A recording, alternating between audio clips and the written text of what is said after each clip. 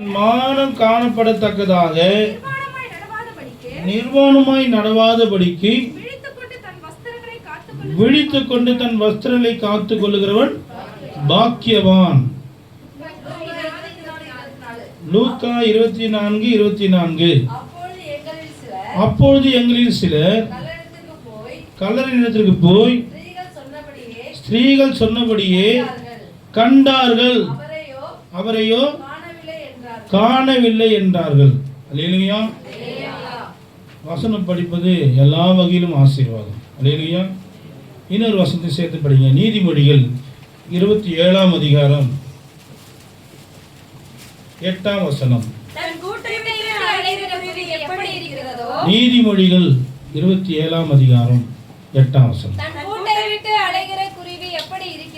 நீதிமொழிகள் 27ஆம் அதிகாரம் 8ஆம் வசனம்.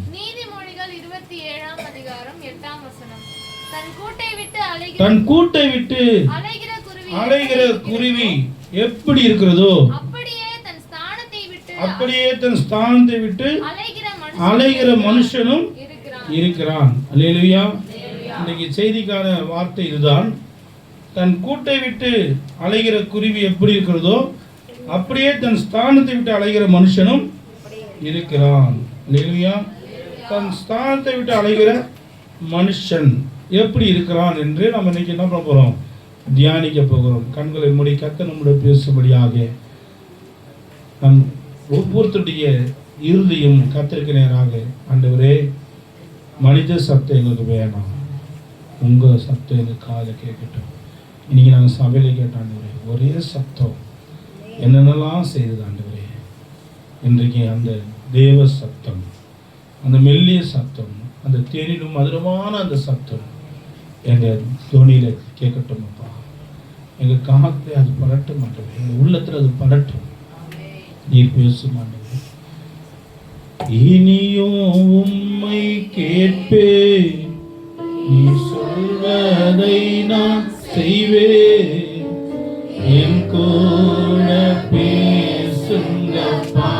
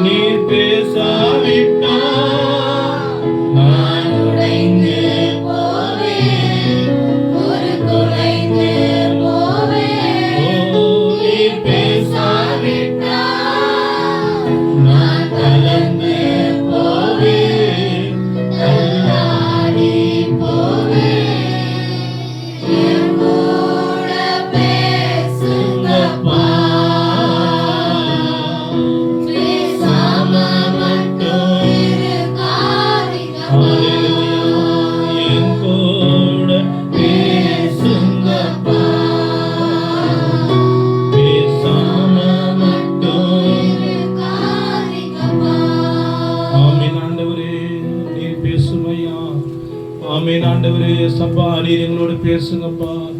ஆமென் ஆண்டவரே. பரிசுத்த ஆவியானவரே எங்களோடு பேசுங்கப்பா. நீர் பேசுங்கப்பா. நாங்கள் கேட்குறோம். வேதத்தின் ரகசியங்களை நாங்கள் பார்க்க எங்களுக்கு உதவி செய்யுங்கப்பா. வேதத்தின் ரகசியங்களை சத்தியங்களை நாங்கள் முன்னெடுக்க எங்களுக்கு உதவி செய்யுங்கப்பா. அதை நாங்கள் மேய்ந்து கொள்ள எங்களுக்கு உதவி செய்யுங்கப்பா. ஆமாம் என்னப்பா, எங்கள் இறுதிய கண்களை திறந்துருளுங்கப்பா. ஆண்டவரே உடைய சத்தத்தை கேட்க முடியாதபடி அடைப்பட்டிருக்கிற எல்லா செவிகளும் திறக்கப்படுவதாக. உடைய அந்த ஆண்டவரே சத்தத்துக்கு செவி கொடுத்து ஆண்டவரே நாங்கள் அதை கீழ்ப்படிந்து ராஜா அதை நாங்கள் எங்கள் வாழ்க்கையில நடைமுறைப்படுத்த இயேசுவே நீர் எங்களுக்கு உதவி செய்ய வேண்டும் என்று உடைய பாதம் பணிந்து முத்த செய்து ஜெபிக்கிறோம் நல்ல பிதாவே. அல்லேலூயா, அல்லேலூயா, அல்லேலூயா. தன் கூட்டை விட்டு அலைகிற குருவி எப்படி இருக்கிறதோ அப்படியே தன் ஸ்தானத்தை விட்டு அலைகிற மனுஷனும் இருக்கிறான். கர்த்தருடைய பரிசுத்த நாமத்துக்கு மகிமை உண்டாகட்டும். கூடு என்பது வசிக்கிற இடம் அல்லது வீடு. அவர்களுக்கு ஒரு கூடு இருக்கத்தான் செய்கிறது. அவர்களுக்கு ஒரு வீடு இருக்க தான் செய்கிறது. கட்டினவனுக்கு ஒரு வீடு, கட்டாதவனுக்கு 1000 வீடு, பல வீடு. ஆனாலும் கூட எந்த வீடு சிறப்பான வீடு? கட்டின வீடு தான். ஒரு எலி வலியாக இருந்தாலும் அது சொந்த வேலையாக இருக்கணும். எலி வலியாக இருந்தாலும் சொந்த வேலையாக இருக்கணும். எல்லா வழியிலும் போய் என்ன பண்ண முடியாதுங்க, குடும்பம் பண்ண முடியாது. அது அந்தளவுக்கு ஆரோக்கியமாகவும், அந்தளவுக்கு பாதுகாப்பாகவும், அந்தளவுக்கு ஆசீர்வாதமாகவும், அந்தளவுக்கு சமாதானமாகவும் இருக்க வாய்ப்பில்லை. இங்கே யாராவது வாடகை வீட்டில் குடியிருந்தவங்க இருக்கிறீங்களா? நான் வாடகை வீட்டில் தான் இருக்கிறேன். 1 2 2 பேர் இங்கே இருக்கிறீங்க. ஆண்டுடைய பிரதான கிருபினாலே சீக்கிரத்திலே கர்த்தர் உங்களுக்கு சொந்த வீட்டை கொடுப்பார். அல்லேலூயா. இந்த அடிமைக்கு ஆண்டவர் மயிலாடுதுறை பகுதியில் வாடகை வீட்டில் குடி வைத்து அழகு பார்த்தார். நான் சென்னையிலே பிறந்து, சென்னையிலே வளர்ந்து, சென்னையிலே வாழ்ந்து, பிறகு நான் இந்த மயிலாடுதுறை பகுதிக்கு வந்தேன். நான் பிறந்து வளர்ந்து இங்கே வருகிற வரைக்கும் எனக்கு வாடகை வீட்டு அனுபவமே கிடையாது. அங்கே ஆண்டுடைய கிருபையிலே சொந்த வீட்டில் இருந்தேன். இங்கே வந்த பிறகு வேறு வழி இல்லாதபடி ஒரு வாடகை வீட்டில் குடியேறினேன். 2வது வீடு, 3வது வீடு, 4வது வீடு, 5வது வீடு, 6வது வீடு என்று சொல்லி 7 வீட்டிலே கர்த்தர் வாடகை வீட்டுகளை நடத்தினார். 7 என்பது பூரணமாக நடத்தி விட்டார் வாடகை வீட்டில். நான் அந்த 7 வீட்லேயும் கற்றுக்கொள்ளாத பாடமே கிடையாது. வாடகை வீடுனா என்ன, ஹவுஸ் ஓனர்னா யார், எப்படி அங்கே நம்ம நடத்துவாங்க, நம்ம எப்படி இருக்கணும், எல்லாவற்றையும் ஆண்டவர் கிருபையாய் கற்றுக் கொடுத்தார். பிறகுதான் சொந்த வீட்டில் கொண்டு போய் நிறுத்தினார். இன்றைக்கு சொந்த வீட்டில் இருக்கும்படி ஆண்டவர் மகா பெரிய கிருபையை செய்திருக்கிறார். அல்லேலூயா.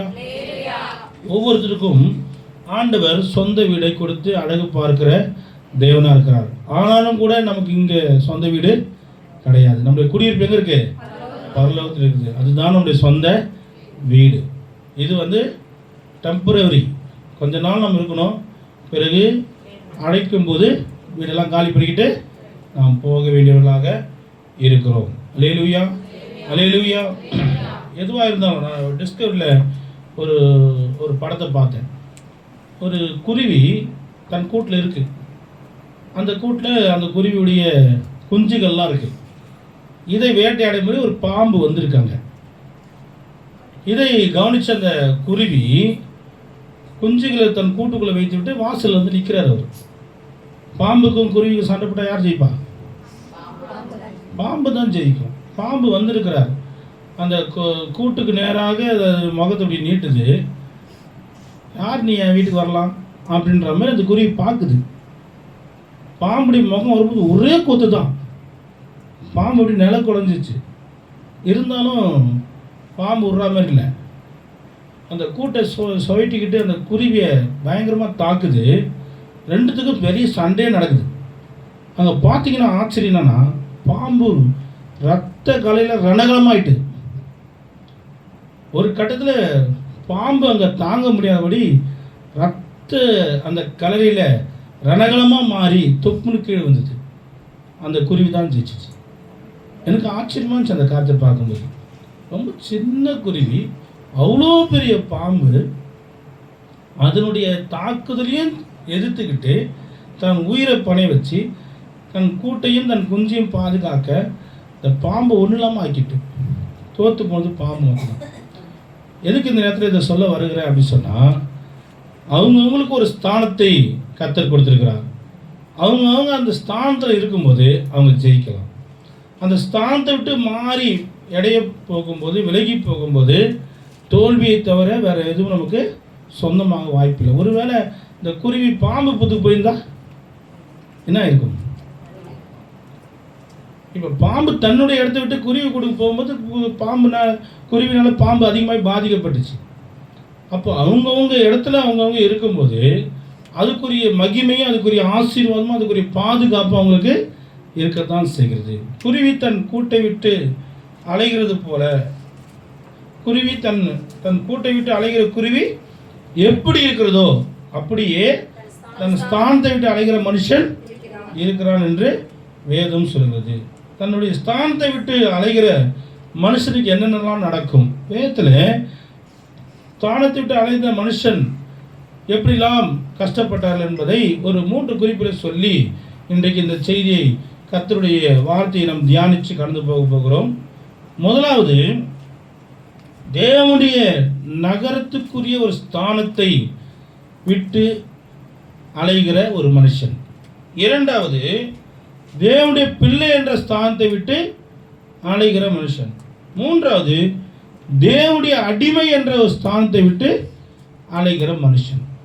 ஆண்டவர் நமக்கு பல ஸ்தானங்களை கொடுத்திருக்கிறார். அல்லேலூயா. அது நம்முடைய வீட்டில் குடியிருக்கிறதுக்கு சமமான ஒரு அனுபவம். புரியுதுங்களா? ஒவ்வொருத்தருக்கும் ஆண்டவர் ஒவ்வொரு மேன்மையான ஒரு அனுபவத்தை வைத்து தான் இருக்கிறார். இப்போ இந்த ஸ்தானத்தை விட்டு நம்ம விலகும் பொழுது நாம் எப்படி பாதிக்கப்படுகிறோம் என்று நாம் நிச்சயமாக அறிந்திருக்க வேண்டும். அதுக்கு வேதம் என்ன பண்ணுங்க, சாட்சி சொல்லுகிறது. இந்த செய்தி வந்த விதம் எப்படி என்றால், இன்றைக்கு எனக்கு வழக்கம் போல கர்த்தர் கொடுக்குற அந்த ஒரு தரிசனத்தில் எனக்கு தெரிந்த ஒரு நபர் அவர் மிகவும் பாதிக்கப்பட்டவராக இருக்கிறதை நான் பார்க்கிறேன். அவரிடத்தில் நான் போய் வினவும் போது அவர் பேச முடியாதபடி அவருடைய குரல் வளம் நசுக்கப்பட்டிருக்கிறதை நான் பார்க்கிறேன். நல்லா தானே இவர் பேசினார், ஏன் இவர் இப்படி நசுக்கப்பட்டு இருக்கிறார் என்று சொல்லி நான் கவனிக்கும் போது அவருடைய கழுத்து பகுதியிலே அதிகமாய் பாதிப்பு ஏற்படுத்தி அவரை கொல்லக்கூடிய காரியங்கள் நடந்திருக்கிறதை நான் கவனிக்கிறேன். நான் அவரிடத்தில் கேட்கிறேன், என்ன நடந்தது, ஏன் நடந்தது என்று நான் கேட்கும்போது அவர் சொல்ல வருகிறார், அவரால் சொல்ல முடியவில்லை.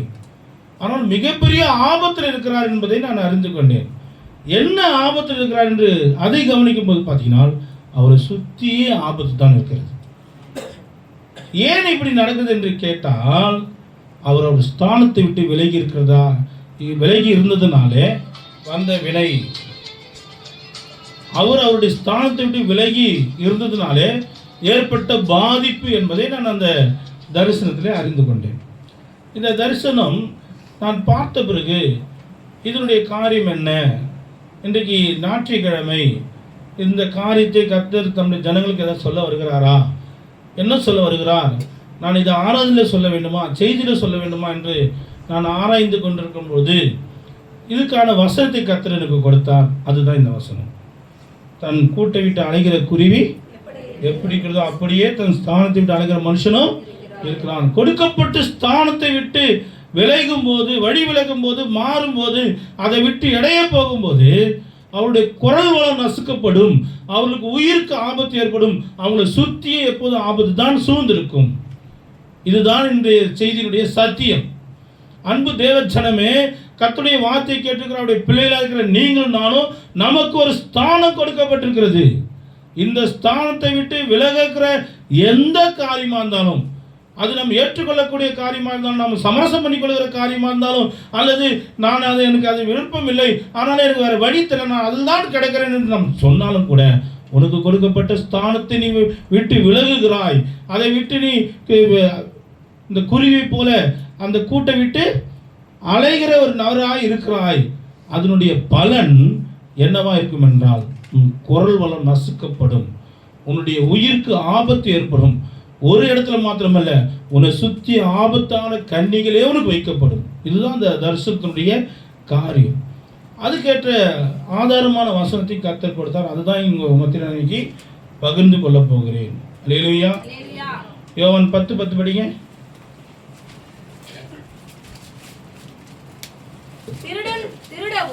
திருடன் திருடவும் கொல்லவும் அழிக்கவும் யார் ஒருத்தர் படிங்க. திருடன் திருடவும் கொல்லவும் அழிக்கவும் வருகிறானே அன்றி வேறொன்றுக்கும் வரான்.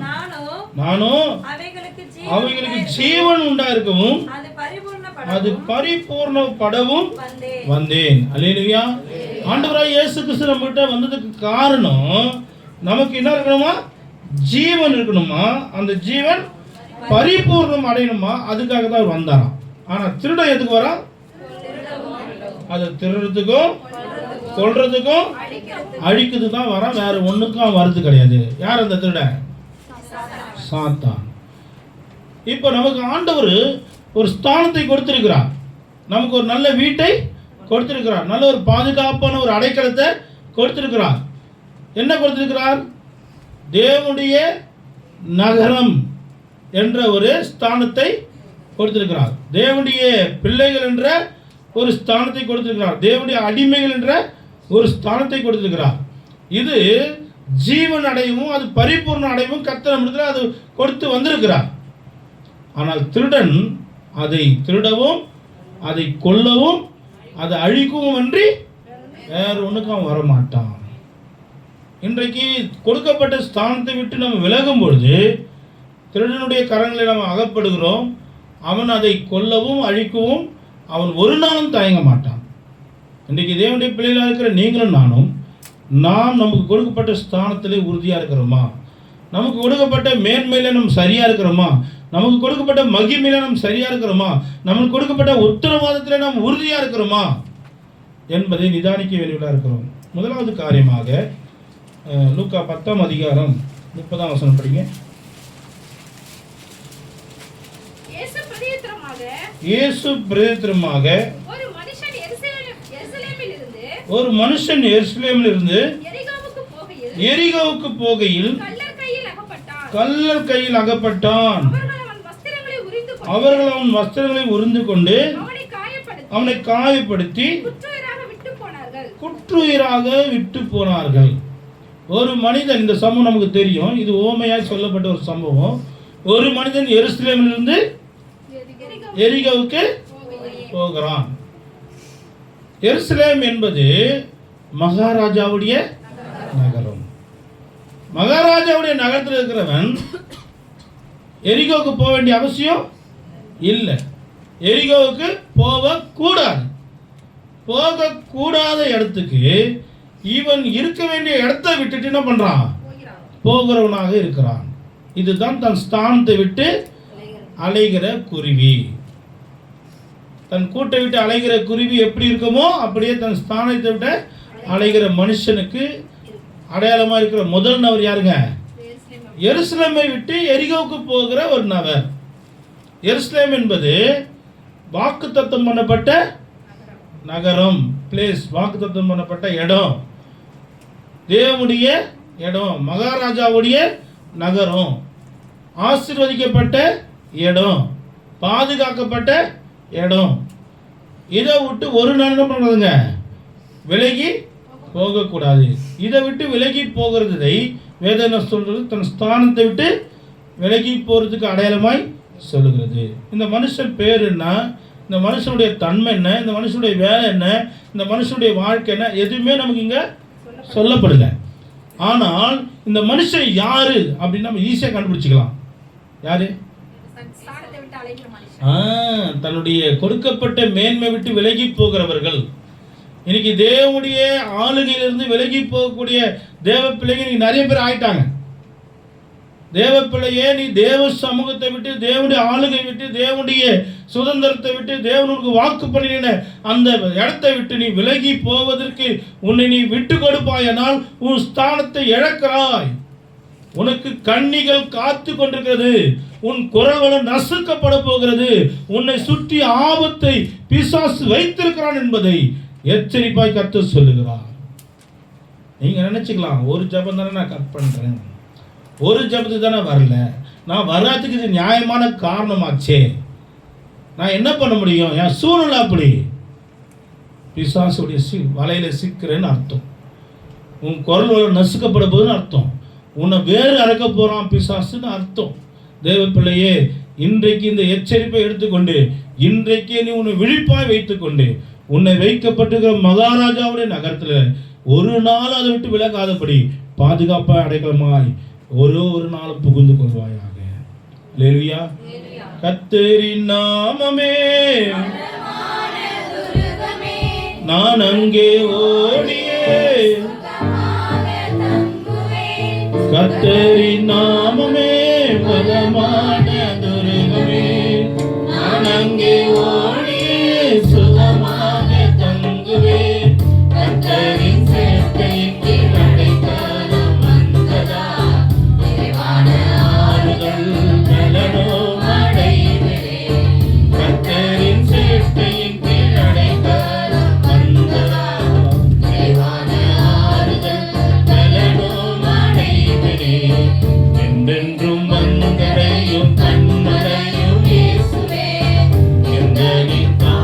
தீர்க்கும் கண்ணரையும் இயேசுவே ஒளிமயமான எதிர்கால ஒன்றை நாடியே உலகெல்லாம் அலைந்து தேடியும் நான் காண்கிறேன். கர்த்தரின் நாமமே பலமான துருகமே, நான் அங்கே ஓடியே சுகமாக தங்குவேன். கர்த்தரின் நாமமே பலமான துருகமே, நான் அங்கே ஓடியே சுகமாக தங்குவேன். கர்த்தரின் சேட்டையின் கீழ் அடைக்கலம் நிறைவான ஆறுதல்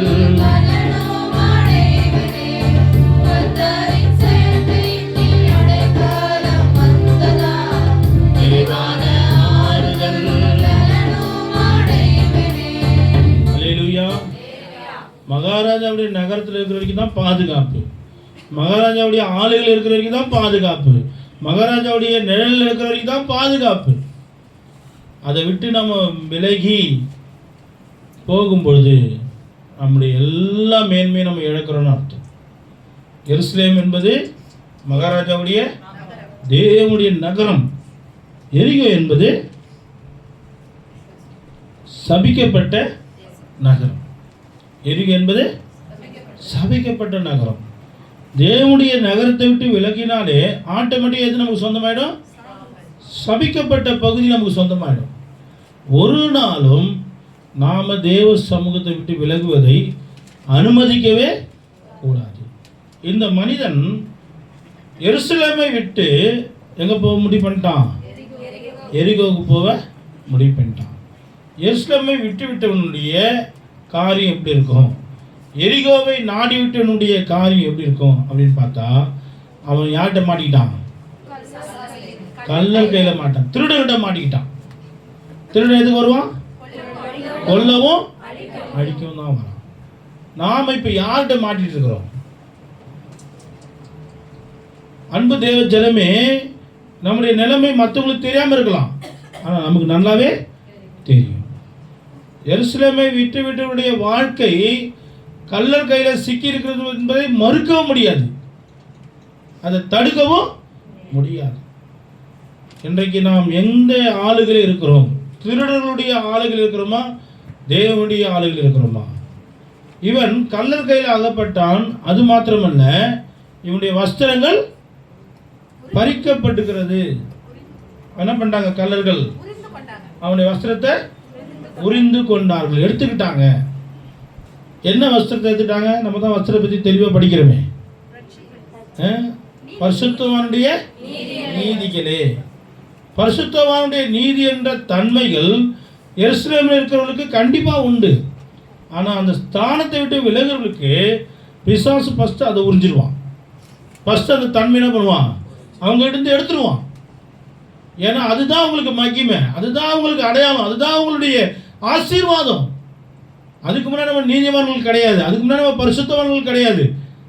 ஆனால் தேவனுடைய ரட்சிப்புக்குள்ளாக அவருடைய ஆளுகைக்குள்ளே வந்த பிறகு கர்த்தர் நமக்கு கிருபையாய் நீதிமான் என்ற மேன்மை கொடுத்தார், நீதிமான்களுடைய தன்மைகளை கொடுத்தார். எங்கேருந்து வந்துச்சுன்னே தெரில இரக்கம், எங்கேருந்து வந்துச்சு தெரில அன்பு, எங்கேருந்து வந்துச்சு தெரில மற்ற நேசிக்கிற குணம். இதெல்லாம் பரிசுத்தவனுடைய நீதி. இது எல்லாத்தையும் வழி விலகுகளுடைய வாழ்க்கையிலேருந்து பிசாசம் என்ன பண்ணுவான்? உரிந்து எடுத்து விடுவான். இதெல்லாம் அடையாளம். இதெல்லாம் நம்ம என்ன பண்ணணும்? தற்பரிசோதனை பண்ணி பார்க்கணும். நம்முடைய ஐக்கியத்திட்டு இன்னைக்கு விலகி இருக்கிற தேவ பிள்ளைகளுடைய வாழ்க்கையில் இதெல்லாம் கண்டிப்பாக இருக்குது. நம்மளால் அதை கவனிக்க முடியும். அவர்களெல்லாம் தன்னுடைய ஸ்தானத்தை விட்டு என்ன பண்ணுறாங்க? தன் கூட்டை விட்டு அலைகிற குருவிக்கு சமமாக இருக்கிறாங்க. நம்ம அவங்களுக்காகலாம் பரிதவிச்சு ஜெபிக்கிறவர்களாக இருக்க வேண்டியது அவசியம். நாம் அப்படி போயிடாதபடி நம்மளை ஜாக்கிரதையாய் பார்த்து கொள்ள வேண்டியது அவசியம். இந்த எரிகோவை நோக்கி போனவனுடைய வாழ்க்கையில் அவன் பிசாசினிடத்தில் மாட்டிக்கொண்டான். அவனுடைய வஸ்திரத்தை அவன் உரிந்து கொண்டான். அப்புறம் அவனுக்கு என்ன நடந்தது? அவன் என்ன பண்ணுறாங்க? காயப்படுத்தி குற்றுயிராக விட்டு போகிறாங்க. அப்போ காயங்களை ஏற்படுத்துவது தேவனுடைய ஆளுகை விட்டு விலகி போறவனுடைய வாழ்க்கையை தவிர்க்க முடியாது. குத்துயிர் கொலைவராய் மாறுவது தடுக்கவே முடியாது. தேவ சமூகத்தை ஒரு நாள் நம்ம என்ன பண்ணக்கூடாதுங்க? தவற விடவே கூடாது. அதை பற்றி நினைக்கவே கூடாது. அப்படி ஒரு சூழ்நிலை வந்தால் நம்ம அதை ஜீர்ணிச்சிக்கவே கூடாது. எது இருக்குதோ இல்லையோ அவருடைய பாதத்தில் போய் விழுவதை நம்ம என்ன பண்ண கவனமாக வைத்துக் கொள்ள வேண்டும். தேவ பிள்ளையே, உனக்கு கொடுக்கப்பட்ட ஸ்தானம், நீ தேவனுடைய நகரத்தின் பிள்ளை, நீ தேவனுடைய நகரத்துக்குரிய ஆளுகைக்குரிய ஆசீர்வாதத்துக்குரிய ஒரு நபர். நீ அந்த ஸ்தானத்தை விட்டு விலகி இருக்கிறாயா? அந்த ஸ்தானத்தை இழக்க எங்கேயாவது விட்டு கொடுத்துருக்கிறாயா? அல்லது பயத்தோடு பக்தியோடு மகாராஜாவுடைய நகரத்தில் நான் இருக்கிறேன் என்ற அந்த ஆசீர்வாதத்தை உறுதிப்படுத்தி கொண்டிருக்கிறாயா? யோசிச்சு பாருங்க. தேவ சமூகத்தில் வரலாம், ஜபத்துக்கு வரலாம், ஆலயத்துக்கு வரலாம், ஆராதனைக்கு வரலாம், ஊழியத்துக்கு கூட வரலாம். ஆனால் நம்ம மகாராஜுடைய அந்த ஆளுகையை இழந்திருக்கிறோம் என்பதை நமக்கு தான் தெரியும், மற்ற விசுவாசிக்கு தெரியாது. விசுவாசி நம்மளை ஆளுகை செய்கிறானா? அவன் வலையில் நம்ம சிக்கியிருக்கிறோமா? அவன் நமக்கு கொடுக்கப்பட்ட அந்த மகிமையான வஸ்திரத்தை நம்மகிட்ட இருந்து எடுத்துக்கொண்டிருக்கிறானா? அது யாருக்கு தெரியும்? தனிப்பட்ட முறையில் நமக்கு தான் தெரியும். இன்றைக்கு கிறிஸ்துவம் என்பது வெறும் பேச்சளவு தான் இருக்கு. கிறிஸ்துவம் என்பது செயல் வடிவத்தில் இல்லை. நாம் கிறிஸ்தவர்களாக இருக்கும் பட்சத்தில் அதுக்குரிய ஆசீர்வாதம் இல்லாமல் போவே போவாது. நம்ம கிறிஸ்தவங்களா இருக்கணும். எனக்கு தெரிஞ்ச ஒரு குடும்பத்தில் அவங்க வேதனையோட உச்சத்தில் இருக்கிறாங்க. குடும்பம் ஆண்டவரை நோக்கி பார்க்குறாங்க, ஜெபிக்கிறாங்க, உபவாசம் பண்ணுறாங்க, ஊழியக்காரருடைய ஆலோசனை கேட்குறாங்க. ஆனால் அவங்க பிரச்சனை மாற மாட்டுது. இருக்க பிரச்சனை ரேஸ் ஆகுது. நான் ஆள் பேர்லாம் சொல்ல விரும்பலை. என்ன காரணம்? அவங்க குடும்பத்தில் பிசாசு ருத்ரதாண்டம் ஆடிங்கிறான்.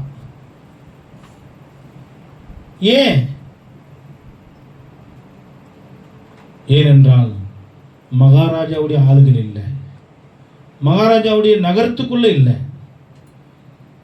நமக்கு ஆண்டவர் மகாராஜாவுடைய நகரத்துக்குரிய ஆசீர்வாதத்தை, மேன்மையை, மகிமையை நமக்கு கொடுத்திருக்கிறார். அந்த ஸ்தானத்தை நம்ம இழக்கவே கூடாது. அந்த ஸ்தானத்தை விட்டு விலகவே கூடாது. ஒரு தோட்டத்தில் சுற்றி வேலி அடிச்சிருந்தா அந்த வேலியை தாண்டி மனிதர்களோ மிருகங்களோ உள்ள வர முடியுமா? ஏன்ற வராமல் தான் வேலி அடிச்சிருக்கிறாங்க. மகாராஜா நம்மளை சுற்றி வேலி அடிச்சு வச்சிருக்கிறார். ரத்த கோட்டையில நம்மளை மூடி வைத்திருக்கிறார். பிசாசு உள்ள வர முடியுமா? வாய்ப்பே கிடையாது. ஆனால் வேலியை நம்மளே கொஞ்சம் விலக்கி வச்சிருந்தா, வேலியை நம்மளே கொஞ்சம் திறந்து வச்சிருந்தா, அவ்வப்போது அந்த திறந்து வச்சுக்கிற அந்த வேலி ஓட்டக்குள்ள நம்மளே அப்பப்போ போய் வந்தா, இப்போ மனிதர்கள் உள்ள வருவாங்களா? மிருகம் உள்ள வருமா? இப்போ தோட்டம் வீணா போகுமா? இப்போ யாரை போய் கேட்குறது? ஏன் இப்படி நடக்கிறது? தோட்டம் நல்லா தான் இருந்துச்சு, தோட்டம் இப்போ வீணா போயிருக்கு, ஏன் இப்படி நடந்துச்சு? யாரை கேட்குறது? தோட்டக்காரரை போய் கேட்குறதா? தோட்டக்காரரே, தோட்டம் இப்படி வீணா போச்சே, என்ன பண்ணுறதுன்னு தெரியல. தோட்டக்காரர் என்ன சொல்லுவார்? நம்முடைய ஆண்டவராய் இயேசு கிறிஸ்து நமக்கு நல்ல தோட்டக்காரராக இருக்கிறார், தோட்டத்தின் நல்ல எஜமானராக இருக்கிறார், தோட்டத்துக்குரிய எல்லா காரியத்தையும் செய்து வைத்திருக்கிறார். நீங்கள் எஸ்ஐகளில் பார்த்தீங்கன்னா தெரியும், அவர் நல்ல ஒரு தோட்டத்தை அமைத்து அதுக்கு கோபுரங்களை நாட்டி அதுக்கு வேலி அடித்து அதில் இருக்கிற கற்கள்லாம் பொறுக்கி வெளியே போட்டு அதுக்கு தண்ணீர் பாய்ச்சி அது எல்லா வகையிலும் ஆசீர்வதித்திருக்கிறார். ஆனால் தோட்டத்துக்குரியவர்களாக இருக்கிற நாம, தோட்டத்துக்குள்ளே இருக்கிற நாம அந்த பாதுகாப்பின் வளையத்தை விலக்கி வைக்கும்போது தோட்டம் வீணாக போகிறது யாராலையும் தடுக்க முடியாது. இன்னைக்கு நிறைய குடும்பமாகிய தோட்டங்கள் வீணாக இருப்பதற்கு காரணம் யாரு? அந்த மகாராஜாவுடைய ஆளுகள் இருக்கிற அந்த ஸ்தானத்தை விட்டு அப்பப்போ நம்ம விலகி போகிறது, அப்போது நம்ம ஸ்தானத்தை விட்டு இடைய போகிறது, பிசாசுக்கு இடம் கொடுக்கிறது, கள்ளனுக்கு இடம் கொடுக்கிறது, அவனிடத்தில் நம்முடைய நீதியாகிய அந்த வஸ்திரத்தை பறி கொடுக்கிறது, அவன் நம்மளை காயப்படுத்துவதற்கு ஏதுவாக நம்ம அமைந்து கொள்வது.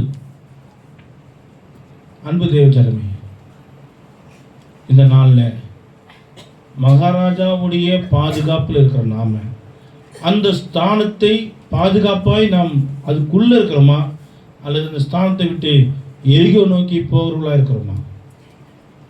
எரிகோ என்பது உலகம். இன்னைக்கு நிறைய விசுவாசிங்க வாழ்க்கையில் உலகப்பற்று அதிகமாக மாறிட்டு, உலக ஸ்நேகம் அதிகமாக காணப்படுகிறது. உலகத்தோடு சமரசம் பண்ணுறாங்க, உலகத்தோட ஒத்து போகிறாங்க. இதெல்லாம் மகாராஜாவுடைய நகரத்தை விட்டு விலகி எரிகோக்கு நேராக போகக்கூடிய ஆபத்தான பயணம். கள்ளர் கையிலே, பிசாசு கையிலே அகப்படக்கூடிய ஒரு மிகப்பெரிய ஆபத்து. இன்னைக்கு விசுவாசிங்க சினிமா காரியத்தை பேசுறதுக்கு தயக்கமே இல்லை. நம்ம சர்வசாதாரணமாக பேசுகிறோம், ஜாலியாக பேசுகிறோம். ஆனால் நமக்கு முன்னாடி இருந்த பரிசுத்தவான்கள் அவங்க வாயிலிருந்து வரவே வராது. ஒரு தடவை நான் பாஸ்ட் கூட காரில் போயிட்டுருக்கிறேன். பாஸ்ட் சினிமா பார்த்துன்னு வர செல்லில் நான் கவனித்து பார்க்குறேன். அவருக்கு தெரியல அது சினிமான்னு. அவர் எதோ ஆடு போகுதுன்னு பார்த்துக்கிறாரு. எவ்வளோ பெரிய பரிசுத்தவான். இன்னைக்கு இருக்கிற நடைமுறை இருக்கிற நம்ம கூட நம்ம கண்ணெதிரில் வாழ்கிற ஒரு ஊழியக்காரர், அவருக்கு சினிமா தெரியல. அதில் வருகிற பிம்பம், அந்த நபர் யாருன்னு தெரில அவருக்கு. அது ஒரு சினிமானே அவருக்கு தெரில. அவர் நிறைய பார்க்குறாரு, அதில் ஒரு சினிமா வருது, அது சினிமான்னு அவருக்கு தெரியல. எப்படிப்பட்ட ஒரு பரிசுத்தமான ஒரு வாழ்க்கை வாழ்கிறாங்க. நமக்கு நயன்தாரா தெரியுது,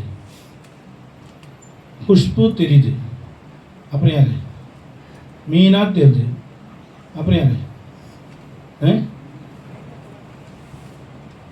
ஜெமினி கணேசன் தெரியுது, சிவாஜி தெரியுது, எம்ஜிஆர் தெரியுது, சங்கரம் அப்படின்றாங்க. என்னதான் சொல்கிறாங்க. பழைய காலத்தில் இருந்து பழைய கால படம் தெரியுது, புதிய காலத்தில் புதிய புதிய புதிய படம் தெரியுது. தேவ பிள்ளைங்க, நீ மகாராஜாவுடைய நகரத்திலிருந்து எரிகோ நோக்கி பார்க்கிறாய், எரிகோ நோக்கி போகலான்னு ஆசைப்படுகிறாய். நம்மளை எவ்வளோ ஆண்டு நேசிக்கிறார் பாருங்களேன். உலகத்தில் கிறிஸ்துவமா, கிறிஸ்துவத்தில் உலகமா? கிறிஸ்துவத்தில் உலகம். கொடைக்கானலில் பார்த்தேன் நான். எல்லாம் தேவ பிள்ளைங்க, கிறிஸ்தவர்கள். ஆனால் உலகம் ஓட்டிகிட்டு இருக்கு. நான் கேட்குறேன், எனக்கு கொஞ்சம் கிரீம் போடுங்கன்னு கேட்குறேன், போட்டு விட்றாங்க.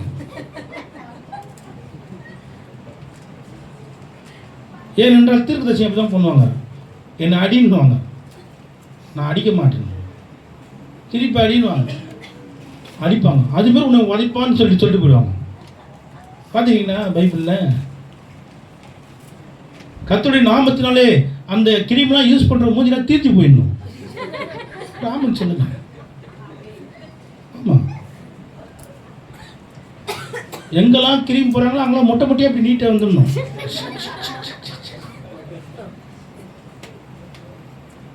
உன் மகிமையை பிசாசு பிடிங்கிடுவான். இல்லை வேறு ட்ரெஸ்ஸு வேறு, இந்த ட்ரெஸ்ஸு அந்த ட்ரெஸ்ஸு இப்படி ட்ரெஸ்ஸு அப்படி ட்ரெஸ் கூட்டுமை விட்டால் தான் தெரியுது யார் யாரெல்லாம் என்ன. அல்லேலூயா. எரிகோ சபிக்கப்பட்ட பூமி, சபிக்கப்பட்ட பிளேஸ். நீ ஆசீர்வாதமாக இருக்க வேண்டிய நபர், ஏன் அங்கே புத்தி அங்கே போதும் உனக்கு? 1 மணி நேரம் ஜபத்தை நம்ம 2 மணி நேரம் ஆக்கி பாருங்க. ஃபேர் அண்ட் லவ்லி உங்ககிட்ட கடன் கேட்கும். எப்படி இந்த பிரகாசம். அல்லேலூயா. இங்கே இல்லாத உனக்கு உலகத்தில் எங்கன்னா இருக்குது? இதுக்கப்புறம் இந்த க்ரீம்லாம் யூஸ் பண்ணுற மூஞ்சிகளை பார்த்தோன்னா நானே தீச்சிருவேன். பார்த்துங்க. அல்லேலூயா. நல்லா ஒரு மூஞ்சியை கெடுத்துக்காதீங்க. இதில் வேறு என்ன சொன்னாங்க? வெயிலுக்கு என்னது? சன் க்ரீமா? என்ன க்ரீமு?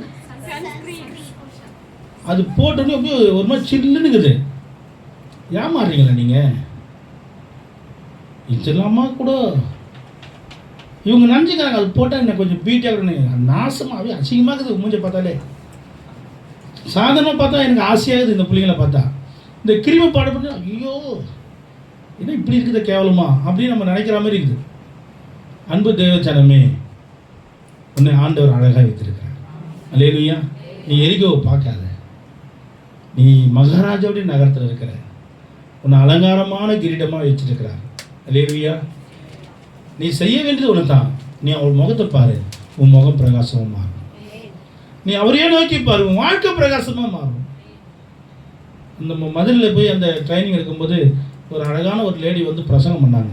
அவங்கள பார்த்தா அப்படியே தேவதூத, அப்படியே என்ன சொல்கிறது, தேவதை மாதிரி இருந்தாங்க. அவங்க பரலோகத்திலிருந்து இறங்கி வந்த ஒரு பெண் தேவதையை மாதிரி இருந்தாங்க. அவங்க பேசுகிற பேச்சு அழகு, அவங்க சொன்ன சத்தியம், அவங்களுடைய ஃபேஸ், அவங்களுடைய அந்த அணுகுமுறை, அது மகாராஜாவுடைய நகரத்தில் இருக்கக்கூடிய அடையாளம். அதுதான் கிறிஸ்துவமா இல்லை. இப்போ கிறிஸ்துவனுடைய தன்மை இல்லை. நான் சொன்னா அந்த குறிப்பிட்ட குடும்பம், அந்த குடும்பத்தில் இருக்க பிரச்சனை ரேசாது. பாஸ்டிங் போடுறாங்க, ஜெபம் பண்ணுறாங்க, ஊழியக்காரன் ஆலோசனை கேட்குறாங்க. ஆனால் ஜீவியும் கிறிஸ்துவ ஜீவி இல்லை. மாம்சத்தில் போராடுறாங்க. மாம்சத்துக்கும் ஆவிக்கும் சம்பந்தம் இல்லை. ஆவியில நடக்கணும், தீமையை சகிக்கணும். தீமையை சகிக்காம நீ வழி விலகி வரும்போது உனக்கு அந்த இடத்துல உனக்கு நன்மையானது எட்டவே முடியாது. உன் ஸ்தானத்தில் நீ நிற்கணும். மகாராஜாவுடைய ஆளுகள் இருக்கும்போது கர்த்தர் உன்னை வெட்கப்படுத்துவாரோ, உன்னை கைவிடுவாரோ, உன்னை விட்டு கொடுப்பாரோ? உனக்காக யுத்தம் பண்ணுவார், உனக்காக யாவையும் செய்து முடிப்பார். ஏன் அது செய்ய மாட்டார் ஆண்டவர்? நீ எருசலேமை விட்டு எரிகோவுக்கு போகிறாய். நீ எருசலேமை விட்டு எரிகோவுக்கு போகிறாய். உன் ஸ்தானத்தில் நில்லு, உன் ஸ்தானத்தில் நில்லு, உன் ஸ்தானத்தில் நில்லு. வெளியே போவாத, விலகி போவாத. நீ எப்பெல்லாம் போறியோ அப்ப சாபத்துக்குரிய காரியத்தை நீ விரும்பி போகிறாய். அப்போ உன்னிடத்துல ஆசீர்வாதம் எப்படி நிற்கும்? ஏன் உன்னுடைய வடு மாறமாகிறது? ஏன் உன்னுடைய வாழ்க்கையினுடைய தன்மைகள் மாறாமல் போகிறது? காரணம் உனத்தான். உனக்கு கர்த்தர் வச்சிருக்கிற அந்த ஆசீர்வாதம் நீ நிற்க மாட்டுகிறாய். நீ நிற்க மாட்டுகிறாய். நீ விலகி போகிறாய். எரிகோ நோக்கி போகிறாய். எரிகோ கிட்ட போகும்போது அங்கே நீ கள்ளன் கையில் அகப்படுவது நிச்சயம். அங்கே உன்னுடைய நீதி பறிக்கப்படுகிறது, பரிசுத்தவானுடைய வஸ்திரம் பறிக்கப்படுகிறது நிச்சயம். தேவ பிள்ளையே, உன்னை குத்துயிர் கொலருமாய் விடுவதுதான் அவருடைய நோக்கம். உன்னை கொல்லவும் அழிப்பதுதான் அவருடைய நோக்கம். நீ ஏன் மகாராஜாவுடைய கரத்தில் அடங்கி இருக்க கூடாது? எருசலேமிலே காத்திரு, எருசலேமிலே காத்திரு, எருசலேமிலே காத்திரு. எத்தனை நாள் காத்திருந்தாங்க? 40 நாள் காத்திருந்தாங்க. பரிசுத்த ஆவி கொடுக்கப்பட்டார். அல்லேலூயா. எங்க எந்த பிரச்சனையை பார்த்து பயந்து இருந்தாங்களோ அங்க பரிசுத்த ஆவி கொடுக்கப்பட்டு அந்த பிரச்சனைக்கு எதிராகவே நின்று பேசினாங்க. இவங்க பயந்தவங்க இவங்களை பார்த்து மிரட்டவங்க பயப்படுற மாதிரி கர்த்தர் மாற்றி விட்டார். உன் தேவன் சர்வ வல்லமையுள்ளவர். அவரால் செய்யக்கூடாத காரியம் எத்தனை பேர் விளங்குது? சம்பந்தப்பட்டு உங்களுக்கு விளங்குதா? எருசலேமை விட்டு விலகி போகிறியே, எரிகோவை நோக்கி போய் கொண்டிருக்கிறாயே, உனக்கு விளங்குதா? கர்த்தர் பேசிக் கொண்டிருக்கிறார். அல்லேலூயா. இரண்டாவது காரியம், லூக்கா 15ஆம் அதிகாரம் 13ஆம் வசனம். சில நாளுக்கு பின்பு இளைய மகன் எல்லாவற்றையும் சேர்த்துக்கொண்டு தூர தேசத்துக்கு புறப்பட்டு போய் அங்கே துன்மார்க்கமாய் ஜீவனம் பண்ணி தன் ஆஸ்தியை அழித்து போட்டான்.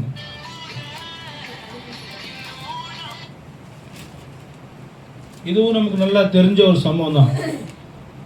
ஒரு தகப்பனுக்கு 2 குமாரர் இருந்தார்கள். ஒருத்தன் இளைய குமாரன், ஒருத்தர் மூத்த குமாரன்.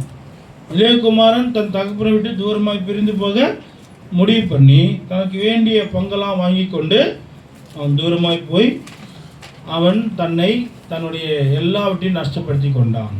இதுதான் அந்த சம்பவம், தெரியல. இதில் நம்ம என்ன கவனிக்கிறோம் அப்படின்னு பார்த்தீங்கன்னா, தகப்பனை விட்டு தூரமாய் போகிறனுடைய நிலைமை என்ன? முதலாவது யாரு விலகி போனா? எருசலேமை விட்டு, தேவனுடைய நகரத்தை விட்டு விலகி போன ஒரு நபருடைய நிலைமை. இரண்டாவது, தகப்பனை விட்டு விலகி போன ஒரு நபருடைய நிலைமை. இப்ப தகப்பனுடைய அந்த அன்பை விட்டு, தகப்பனுடைய அந்த நேசத்தை விட்டு, தகப்பனுடைய அந்த பிரசன்னத்தை விட்டு விலகி போகிற ஒரு நபர் தேவனுடைய பிள்ளையா இருக்க வேண்டியவர்களாகிய நாம தேவனுடைய பிள்ளையா இல்லாதபடி அவர் விட்டு விலகி போகிறவருடைய நிலைமை என்ன அப்படின்னு பார்த்தீங்கன்னா, இந்த இளையகுமாரனுடைய நிலைமை என்னாச்சு? ஃபர்ஸ்ட் அவன் துன்மார்க்க ஜீவியம் பண்ணான்னு போட்டுருது. அப்படி என்ன பண்ணுது? படிங்க. சில நாளைக்கு பின்பு இளைய மகன் எல்லாவற்றையும் சேர்த்துக்கொண்டு தூர தேசத்துக்கு புறப்பட்டு போய்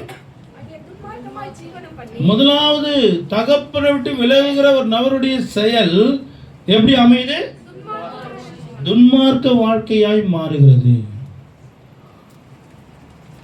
நல்லா தெரிஞ்சுக்கலாம். அப்பாவோட கூட லிங்க் இருக்கிறவங்க துன்மார்க்க வாழ்க்கையினுடைய அடையாளம் அவங்க கிட்ட பார்க்கவே முடியாது.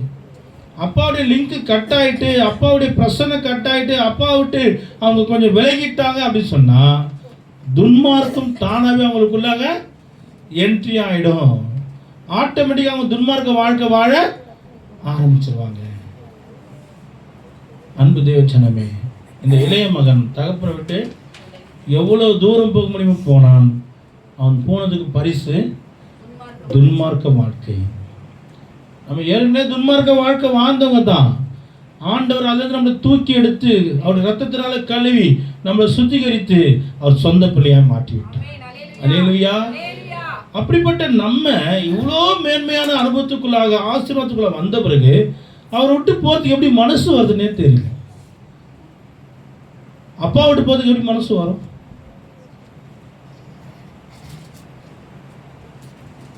துன்மார்க்க வாழ்க்கை வாழ விருப்பம் வரும்போது அப்பா விட்டு போயிட்டேன்னு அர்த்தம். இன்றைக்கு ஜெபத்துக்கு வராத சில விசுவாசிகள்லாம் துன்மார்க்கத்தில் தன்னை முழுசாக விட்டு கொடுத்தான்னு கேள்விப்படும் போது வேதனையாக இருக்கு. கர்த்தர் அவனுக்கு என்ன துரோகம் பண்ணான்னு தெரியல. எப்படி இவ்வளோ அன்பை இவ்வளோ சீக்கிரமாக அவங்களால மறக்க முடியும்னு தெரியல. கூட இருக்கிற நமக்கு தெரிஞ்சு கர்த்தர் செஞ்ச நன்மை இவ்வளோ இருக்கு. இந்த நன்மை விட்டு எப்படி இவங்க போகிறாங்க? எப்படி இந்த அன்பை விட்டுட்டு அவங்களால விலகி இருக்க முடியுதுன்னு எனக்கு ஒன்றுமே புரியல. ஒருவேளை இந்த அன்பை அவங்க புரியாம தான் சும்மா வந்தாங்களா? அப்படிலாம் இல்லையே. கண்ணீரோடு சொன்ன சாட்சிகள் எத்தனை, அவருடைய அன்பை ருசிச்சு அவங்க செஞ்ச பிரதிபலன்லாம் எத்தனை. எப்படி நீங்கள் துன்மார்க்கத்தை நோக்கி அவங்க போகிறாங்கன்னு தெரியல. ஒரே ஒரு காரணம், அவங்க அப்பா விட்டு தூரம் போயிட்டாங்க. தேவப்பிள்ளை இங்கே இருக்கிறவங்க எத்தனை பேர் அப்பாவோட கிட்ட இருக்கீங்க? நீங்கள் அப்பா கிட்ட இருக்கிற வரைக்கும் பிசாசுக்கு தூரமாக இருக்கிறீங்கன்னு அர்த்தம். நீங்கள் அப்பா விட்டு நீங்கள் தூரமாக வரீங்கன்னா பிசாசு கிட்ட போகிறீங்கன்னு அர்த்தம். அவ்வளோதான் வித்தியாசம். எப்பெல்லாம் துன்மார்க்கத்தினுடைய சுபாவம், துன்மார்க்கத்தினுடைய தன்மை, துன்மார்க்கத்துக்குரிய அடையாளம் உங்கள் வாழ்க்கையில் வெளிப்படுதோ அப்போ நீங்கள் அப்பா விட்டு தூரமாகிட்டீங்கன்னு அர்த்தம். இந்த இளையகுமாரன் தகப்பனை விட்டு தூரமாக போனான், துன்மார்க்க ஜீவியம் செய்தான். ரெண்டாவது அவன்கிட்ட காணப்படுது, அவன் ஆஸ்தியை அழித்து போட்டான். கர்த்தர் கொடுத்த ஆசீர்வாதங்களை நாம நஷ்டப்படுத்தி விடுவோம். கர்த்தர் நமக்கு பொக்கிஷங்கள் கொடுத்துருக்கிறாரா இல்லையா? என்னென்ன பொக்கிஷம் கொடுத்துருக்கிறாரு? அபிஷேகம் கொடுத்துருக்கிறாரு. அது நஷ்டப்படுமா படாதா? நிச்சயமா அபிஷேகம் நம்மளை விட்டு விலகி போகும். அப்புறம் ரட்சிப்பு, வரங்கள், கனிகள், கிரியைகள், பரிசுத்தமான வாழ்க்கை. ஜெபத்தில் ஒரே ஒருத்தர் தான் இருக்கிறாங்க, மீதி பேர்லாம் ஊருக்கு போயிட்டாங்க. தேவ பிள்ளையே, உனக்கென்று விலை மதிப்பில்லாத வானத்தினுடைய பொக்கிஷங்களை ஆண்டவர் உங்களுக்கு கிருபையாக விலை மதிப்பில்லாத அந்த பொக்கிஷங்களை அன்பளிப்பாக கொடுத்திருக்கிறார். அல்லேலூயா. வேற எந்த ஜாதிக்கும் இப்படி செய்யல. ஆனா அதெல்லாம் வாங்கிட்டு நஷ்டப்படுத்திட்டு உட்காந்துங்க. கொடுக்கப்பட்ட தாளந்துகளை பயன்படுத்தவில்லை என்றால் நஷ்டப்படுத்துறன்னு அர்த்தம். பாலை ஃப்ரிட்ஜில் வச்சுட்டு சுவிட்சை போடலன்னா அது ஆட்டோமேட்டிக்காக நஷ்டமாயிடும். சுவிட்சை போட்டால் தான் அது பாதுகாப்பாக இருக்கும்.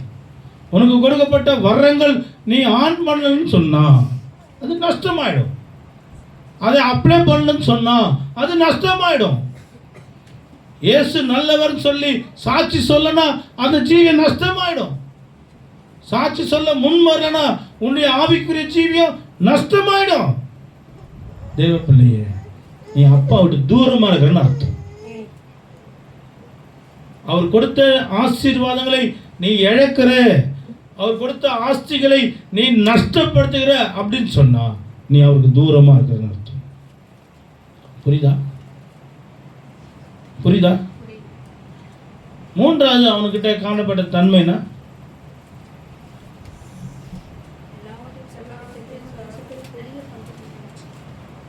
என்ன காணப்பட்டுச்சு? குறைவுபட தொடங்கினான். ஆஸ்தி அழித்து போட்டான். எல்லாவற்றையும் அவன் செலவழித்த பின்பு அந்த தேசத்திலே கொடிய பஞ்சம் உண்டாயிற்று. அப்போது அவன் குறைவுபட தொடங்கினான். ஆனால் அப்பா கூட இருக்கிறவங்க என்ன பாட்டு பாடுவாங்க? குறை இல்லையே, குறை இல்லையே, ஆண்டவரை தேடுவோர்க்கு குறை இல்லையே, குறை இல்லையே, குறை இல்லையே, ஆண்டவரை தேடுவோர்க்கு குறை இல்லையே. சிங்கக்குட்டிகள் பட்டினி கிடக்கும், ஆண்டவரை தேடுவோர்க்கு குறை இல்லையே. சிங்கக்குட்டிகள் பட்டினி கிடக்கும், ஆண்டவரை தேடுவோர்க்கு குறை இல்லையே. இந்த வார்த்தைலாம் உண்மைதானா? உண்மையை சொல்லுங்க. நம்ம ரட்சிக்கப்பட்டு அவருடைய அன்புல நெருக்கமாக இருக்கிறோம். நமக்கு குறை இல்லை. சோத்துக்கு வழி இல்லாமல் இருக்கிறோம். இன்னும் முன்னுக்கு முறைன்னா பாட்டு பாடுறோம். யோசனை பண்ணி பார்த்தீங்களா?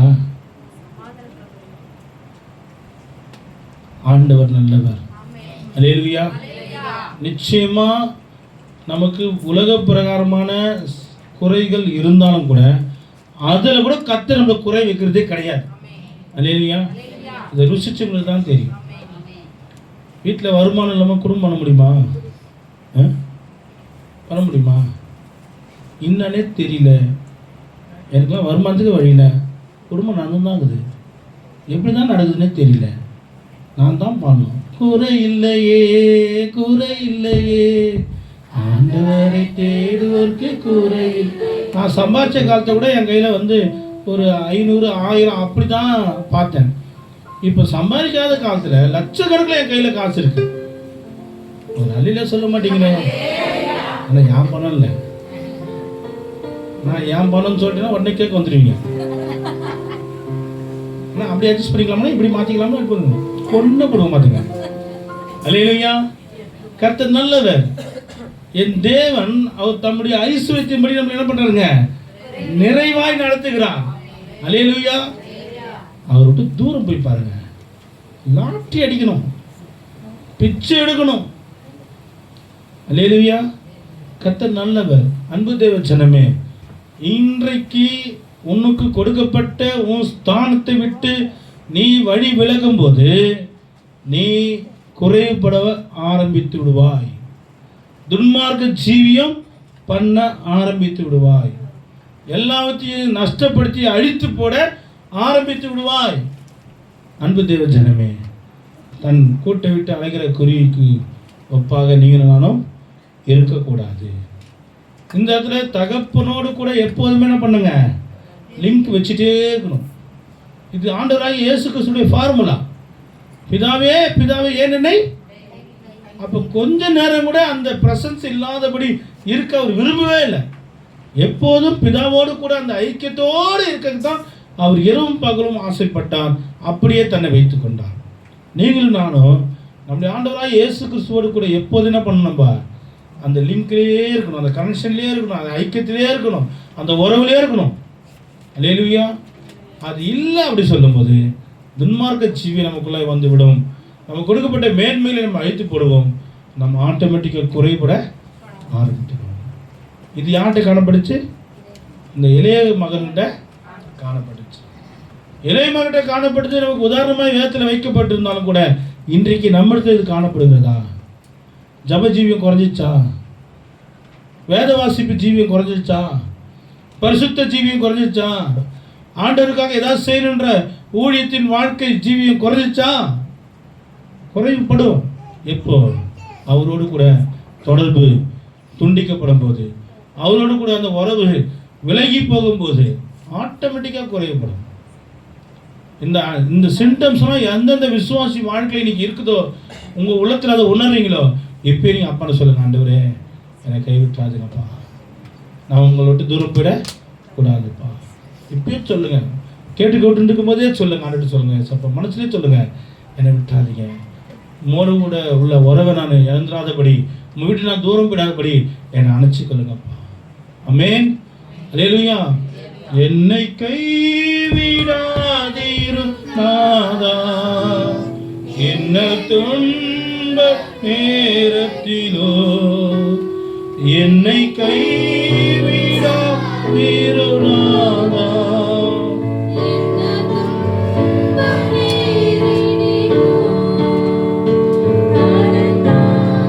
விசாரித்து கனிவோடு என்னை நோக்கிடுவே, கருத்தாய் விசாரித்து என்றோ கனிவோடு என்னை நோக்கிடுவே. திருப்பாதம் தேவனே, இயேசுவே, தமனந்தை கண்டறிந்தே, தேவ சமூகத்திலே தமதந்தை கண்டறிந்தே, தேவ சமூகத்திலே. ஆண்டுடைய அன்பில் நம்ம எப்போதும் நம்ம வைத்துக் கொள்ளும் போது நமக்கு பரிசுத்த ஜீவியம் சொந்தமாகும். நமக்கு கொடுக்கப்பட்ட வாழ்க்கை ஆசீர்வாதம் பாதுகாக்கப்படும். நாம் குறைபடுவதற்கு பதிலாக நிறைவுக்குள்ளாக நடத்தப்படும். அந்த அன்பு துண்டிக்கப்படுமானால், அந்த அன்பை விட்டு நாம் தூரம் போவோமானால், இதெல்லாம் நமக்கு வந்து நேரிடும். இதுதான் தன்னுடைய ஸ்தானத்தை விட்டு அலைகிற காரியம். இரண்டாவது காரியம் என்ன சொல்லப்பட்டது? தகப்பனை விட்டு தூரம் போகிற, தகப்பனை விட்டு விலகி போகிற மனிதனுடைய நிலைமை. மூன்றாவது, தேவனின் அடிமையாக இருக்க வேண்டியவர்கள் அதை விட்டு விலகுகிற நபர் எப்படி இருப்பார்கள்? ஆதியாகமம் 16ஆம் அதிகாரம் 6ஆம் வசனம் படிங்க. அதற்கு ஆபிரகாம் சாராயை நோக்கி, ஆபிராம் சாராயை நோக்கி, இதோ உன் அடிமை பெண் கையில் இருக்கிறாள், உன் பார்வைக்கு நலமானபடி அவளுக்கு செய் என்றான். அப்போது சாராய் அவளை கடினமாய் நடத்தினபடியால் அவள் அவளை விட்டு ஓடி போனாள். 8ஆம் வசனம் படிங்க. சாராயின் அடிமை பெண்ணாகிய ஆகாரே, எங்கே இருந்து வருகிறாய், எங்கே போகிறாய் என்று கேட்டார். அவள், நான் என் ஆச்சாரியாகிய சாராயை விட்டு ஓடி போகிறேன் என்றாள். ஓடி போன்ற பொண்ணு பொண்ணுங்க, என்ன பொண்ணு? ஓடி போற பொண்ணு. ஆனா என்ன பொண்ணா இருக்கணும்? அவ அடிமை பெண்ணா இருக்கணும். அவருக்கு முத்திரை என்னதான்? அடிமை. யாருக்கு அடிமையா இருக்கணும்? தன் நாச்சியார் யாரு?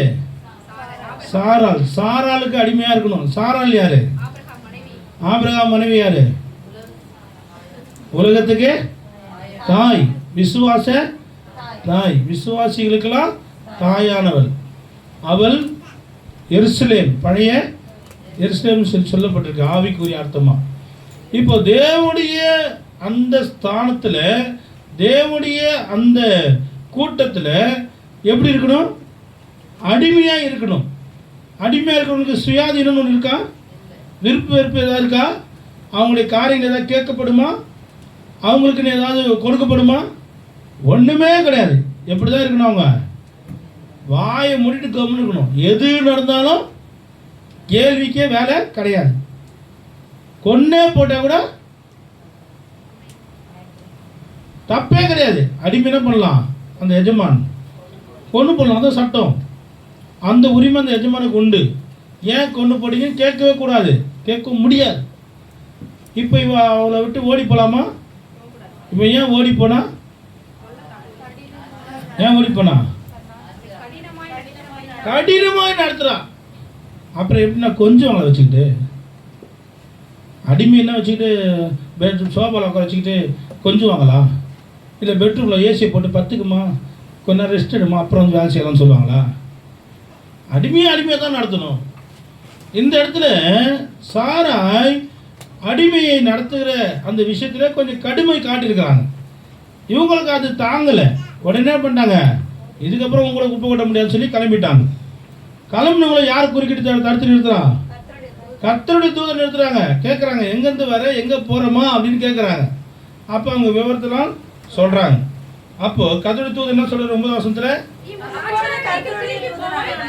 அப்போது கர்த்தருடைய தூதனானவர், நீ உன் ஆச்சரியனுக்கு திரும்பி போய் அவள் கையின் கீழ் அடங்கியிரு என்றார். பரலோக திட்டமும் அதுதான், பூமிக்குரிய நீதியும் அதுதான். ஆனால் எந்த நீதி நான் கேட்க மாட்டேன். ஏன்னா நான் ரட்சிக்கப்பட்டவன். நான் ரட்சிக்கப்பட்ட நான் தாறுமாறாக ஓடுவேன். தாறுமாறாக ஒரு பெண் ஒட்டகம். எனக்கு எல்லாமே சத்தியம் தெரிஞ்சு போச்சு. அடங்கி இருக்குது எனக்கு பிடிக்கவே பிடிக்காது. என்னை யாரும் ஒரு சொல்லக்கூடாது, என்னை யாரும் எதுவும் கேட்கக்கூடாது. நான் யாசிட்டு தான் போவேன். இப்படி வாழ்றவங்க யார் தெரியுமா? உன் ஸ்தானத்தை விட்டு நீ அலைகிறாய். உன் ஸ்தானத்துக்கு நீ நிற்காதபடி வழி விலகி போகிறாய். நீ பிசாசுகிட்ட மாட்டுவாய். உன்னை கொத்துவரும் கொலைவருமா அவன் விடுவான். உன்னை வசத்தை அவன் பிடுங்குவான். நீ துன்மார்க்க ஜீவித்துக்கு நேராய் போவாய். நீ குறைபட ஆரம்பிப்பாய். மாறாக உன் ஸ்தானத்தில் நீ நிற்கும் பொழுது, குறிப்பாக நான் என் ஆண்டவருக்கு அடிமை அப்படின்னு யார் சொன்னா? மரியாதை சொன்னாங்க. அடிமை சொன்னவங்களுக்கு எல்லாம் சகுசா இருந்துச்சா, சௌரியமா இருந்துச்சா, இல்லை வாழ முடியாதபடி கஷ்டமா இருந்துச்சா? ஆனாலும் அவங்க அடிமை என்று தன்னை ஒப்பு கொடுத்தாங்க. இன்னைக்கு ஊழியக்காரங்க ஒரு சர்வெண்ட்ன்றதை மறந்துட்டாங்க. ஊழியக்காரன் ஒரு பெரிய கெத்து நினச்சிக்கிட்டாங்க. உண்மையாகவே சர்வெண்ட் யார் தெரியுமா? நான் தான். கண்டிருக்கால பெரியவங்க தான் வேலை வாங்குறாங்க, சின்னவங்களாம் என்ன வேலை வாங்குறாங்க? எங்க திரும்ப அதுதான் தாசன்கள் இந்தாங்க, இது பிடிங்க, இது எடுத்துன்னு வாங்க. அது என்ன வேலைக்காரன் வச்சுக்கிச்சது, இஷ்டத்துக்கு வேலை வாங்குது. நானும் சரி, அது எங்கே தான் எவ்வளோ நம்ம நடத்துதுன்னு பார்க்கலாம். நானும் கூடியே போயின்னு பார்க்குறேன். அதை பார்த்து இருக்கிற எல்லா வாண்ட வேலை வாங்குது. இந்த ரம்யா பிள்ளைங்க இருக்குது, அதுங்களும் சேர்ந்து வேலை வாங்குது. அல்லேலூயா. நான் அதில் சந்தோஷப்பட்டேன். நான் ஒரு அடிமை, நான் ஒரு சர்வெண்ட். கர்த்தருடைய வேலையை செய்யறதுல எனக்கு எந்த ஒரு குறைச்சலும் இல்லை. அல்லேலூயா.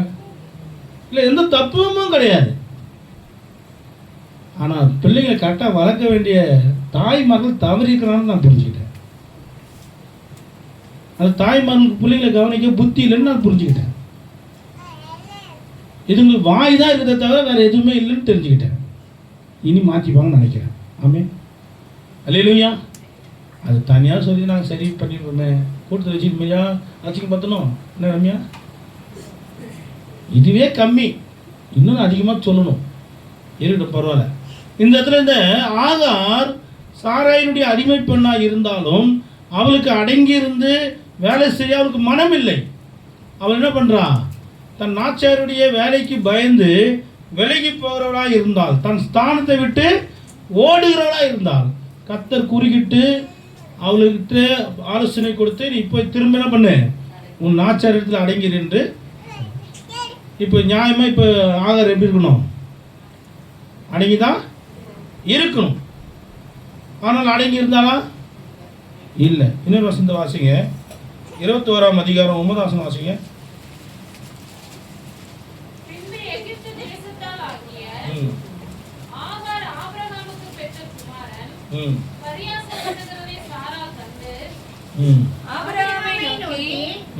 இந்த அடிமை பெண்ணையும் அவள் மகனையும் புறம்பே தந்தால் அல்லோ, இந்த அடிமை பெண்ணின் மகன் என் குமாரனாகிய ஈசாக்கோடின் தோம்பரவாளியாய் இருப்பதில்லை என்றார். 9ஆம் வசனம் பார்க்கிறோம். எகிப்து தேசத்தனாகி ஆகார் ஆபிரகாமுக்கு பெற்ற குமாரன் பரியாசம் உள்ளதை சாரால் கண்டு. 14ஆம் வசனம் வாசிங்க. எழுந்து அப்பத்தையும் துருத்தி தண்ணீரையும் எடுத்து ஆகாருடைய தோளின் மேல் வைத்து பிள்ளையையும் ஒப்பு கொடுத்து அவளை அனுப்பிவிட்டான். அவள் புறப்பட்டு போய் பேர்சபாவின் வனாந்தரத்திலே அலைந்து திரிந்தாள். இவ ஓடி போறவ அலைஞ்சி திரியிடுவ அடங்காதவன்னு நல்லா தெளிவாகவே இவ குடும்பத்துக்கு லாக்கி இல்லையா, கொஞ்சம் கூட லாக்கி இல்லாதவர். தன் ஸ்தானத்தை விட்டு அலைகிற நபர் எப்படி இருப்பாங்க? ஓடி போறவங்களா இருப்பாங்க, அடங்காதவங்களா இருப்பாங்க, எந்த கட்டுப்பாடுக்கும் உட்பட்டு வர மாட்டாங்க. இன்னும் எப்படி இருப்பாங்க? அலைஞ்சி திரிடுங்களா, எங்க வேணாலும் அவங்கள பார்க்கலாம், அப்படி இருப்பாங்க. அப்படிதான் யாருக்கிறா? 19 வருஷம் படிங்க. தேவன் அவளுடைய கண்களை திறந்தார். அப்பொழுது அவள் ஒரு தண்ணீர் துறவை கண்டு போய் துருத்தியிலே தண்ணீர் நிரப்பி பிள்ளைக்கு குடிக்க கொடுத்தாள். தேவன் பிள்ளையுடனே அவன் வளர்ந்து வளர்ந்ததிலே குடியிருந்து இப்போ ஒரு புள்ள வர ஆண்டு கொடுத்துருக்கிறார் அவளுக்கு. இந்த புள்ளைய பத்திரமா வளர்த்தாளா, மாணவரையும் வளர்த்தாளா?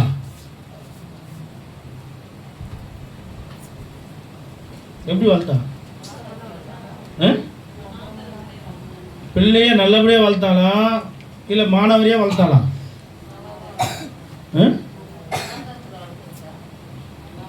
16 வசனம் படிங்க. பிள்ளை சாகரை நான் பார்க்க மாட்டேன் என்று அம்பு பாயிர தூரத்துக்கு ஓட்டான். போயிட்டு அழுதாள்.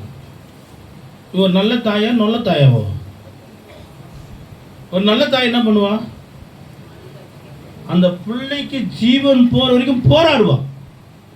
அந்த பிள்ளையை காப்பாற்றுறதுக்காக என்னென்ன செய்ய முடியுமோ எல்லாம் செய்வான். அவள் தான் நல்ல தாய். இவன் பிள்ளை சாவே இல்லை, இதுக்கப்புறம் செத்துன்னு முடிவு பண்ணிட்டு அங்கேயே பிள்ளைய போட்டுட்டு தூரமாக ஓடி போயிட்டு பிள்ளை சாவது நான் என்ன பண்ண மாட்டேன், பார்க்க மாட்டேன் அப்படின்னு போய் அங்கே உட்காந்து அழுகுறான். இந்த அழு உண்மையான அழுவியா? லீலி கண்ணீர். புரியுதுங்களா? இப்போ இந்த இடத்துல அந்த ஆகாருடைய தன்மை என்ன அப்படின்னு பார்த்தீங்கன்னா, ஒன்று அவன் அடங்காதவளாக இருக்கிறா, ரெண்டாவது ஓடி பொருளாக இருக்கிறா, அழிஞ்சு திரிகிறா இருக்கிறா, பிள்ளைய பொறுப்பாக பார்த்துக்கிட்டு பிள்ளைய கடைசி வரைக்கும் போராடி காப்பாற்றக்கூடிய தன்மை இல்லாதவளாக இருக்கிறான். இதெல்லாம் யாருடைய அடையாளம்? தன் ஸ்தானத்தை விட்டு விலகி போவர்களுடைய அடையாளம். அன்பு தேவ ஜனமே, வீட்டில் தான் இருக்கிறோம், எதை கேட்டாலும் அவங்களுக்கு தெரியாது. உடனே யாரை கேட்பாங்க? அம்மா எங்கே வச்சிருக்கிற? இவங்க அமெரிக்கான்னு வந்த மாரி வீட்டில் தான் இருப்பாங்க. வீடுன்னு அந்த பெங்களூர் இருக்கிற பேலஸ் கிடையாது. என்ன பேலஸ் அது? மைசூர் பேலஸ் கிடையாது. இருக்குதே 2 ரூம் தான். அதில் ஒரு பொருளை கேட்டால் அம்மா எங்கே இருக்கு? எல்லாத்துக்கும் அம்மா. அப்போ நீ எதுக்கு இங்கே இருக்கிற? பொறுப்பில்லாத ஒரு தன்மை. தேவ பிள்ளையே, நீ உன் ஸ்தானத்தை இருக்கிற அப்படின்னு சொன்னால் நீ அடங்கி அலைஞ்சு தெரியாமல் அங்கங்கே ஓடாமல் உன்னுடைய கடமையை கரெக்டாக செய்து உன்னுடைய கருத்துக்குள்ளே எல்லாத்தையும் ஃபிங்கர் டிப்பில் வச்சு நீ ரன் பண்ணினா நீ உன் ஸ்தானத்தில் கரெக்டாகிறன்னு அர்த்தம். அப்படி இல்லாதபடி மேம்போக்கா மானாவரியா இஷ்டத்துக்கு ஓடுற மாதிரி இருந்தால் உன் ஸ்தானத்தை விட்டு அலைகிற ஒரு நபரா ஆகார மாரி இருக்கிறன்னு அர்த்தம். ஆகார் அவருடைய ஸ்தானமே அடிமை. அடிமை என்ன பண்ணும்? அடங்கி இருக்கணும், எல்லா தீமையும் சகிக்கணும், எல்லாத்தையும் ஏற்றுக்கொண்டு எல்லாத்தையும் சுமக்கணும், கொடுக்கப்பட்ட பொறுப்பை உத்தரவாதமாக செய்து முடிக்கணும். முதலாவது காரியம் அவன் என்ன பண்ணுறான்? அந்த அவ இருக்கிற இடத்த விட்டு வேற இடத்துக்கு ஓடி போய் பார்க்குறான். இது நீ உன் கூட்டை விட்டு அலைகிற ஒரு தன்மைக்கு இதுதான் அடையாளம். உன் கூட்டை விட்டு நீ வெளியே போகவே கூடாது. அங்கே நீ கஷ்டப்படணும், நீ கஷ்டம் பண்ணணும். வேற என்ன மகாராணி பொறுப்பாக கொடுத்து வச்சிருக்கிறாங்க? அடிமைன்னு வேலை தான் உங்களுக்கு கொடுத்து வச்சிருக்கிறாங்க. அடிமையை உதைப்பாங்க, அடிமையை சித்திரவதை பண்ணுவாங்க, கடுமையாக நடத்துவாங்க, எல்லா வேதனையும் அங்கே வரும். அதான் அடிமை. இயேசுவை பெற்றெடுத்த தாய் தெளிவாக சொன்னாங்க, நான் ஆண்டவருக்கு அடிமை. கல்லாலச்சு கொள்வாங்க, ஓகே. சமுதாயத்திலிருந்து புறக்கணிச்சிருவாங்க, ஓகே. எதுவாக இருந்தாலும் பரவாயில்ல. அவங்க விலைக்கெல்லாம் ஓடலை, தன் ஸ்தானத்தில் நின்னாங்க, இயேசுவை பெற்றெடுத்தாங்க, உலகத்து ரட்சகரை கொடுத்தாங்க. நாம அப்படி கிடையாது. தேவ பிள்ளையே, இன்றைக்கு நீ தேவனுக்கு அடிமை. நீ அடிமை இருந்து எல்லாத்தையும் சகித்து கொண்டு அடங்கி இருக்கிற இடத்துல நீ அடங்கி இருக்க வேண்டும். எவ்வளோ நாளைக்கு தெரியாது. இப்போ குழந்தை பிறந்துச்சு, இந்த குழந்தைய வச்சு என்ன பண்ணுறாங்க, ஈசாக்க பரியாசம் பண்ணுறாங்க. சாரால் பார்த்துட்டு என்ன பண்ணுறாங்க, இவன் என் பிள்ளைக்கு சுதந்திரவாளியாக இருக்கக்கூடாது, இருக்க முடியாது, இவனை ஃபஸ்ட்டு என்ன பண்ணுங்க, இவனையும் இவங்க அம்மாவையும் வெளியே அனுப்பி. ஏற்கனவே கர்ப்பமாகும் போதே அவன் என்னை உதாசீனப்படுத்தினவன், இப்போ புள்ள வேற பிறந்திருக்கு, எனக்கும் புள்ள வந்து பிரச்சனை வரும், கலப்பின்னு சொல்லிட்டாங்க.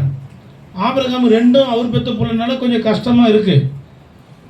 ஜெபம் பண்ணுறாரு, ஆண்டவர் சொல்கிறாரு, உன் பொண்டாட்டி சொல்கிறத கேளு, அந்த பிள்ளையை நான் ஆசீர்வதிக்கிறேன், பயப்படாத, அவர் சொல்கிற மாதிரியே கேளுன்றார். உன்னோட பொண்டாட்டி பேச்சு கேட்டு என்ன பண்ணுறாங்க, கீப்பை வெளியே அனுப்பிச்சிடுறாரு. அதிகாலையிலேயே எல்லாத்தையும் ஏற்றி வெளியே அனுப்பிச்சிடுறாரு. அவங்க போகிறாங்க. இந்த அடிமை என்ன பண்ணணும், ஆகாரு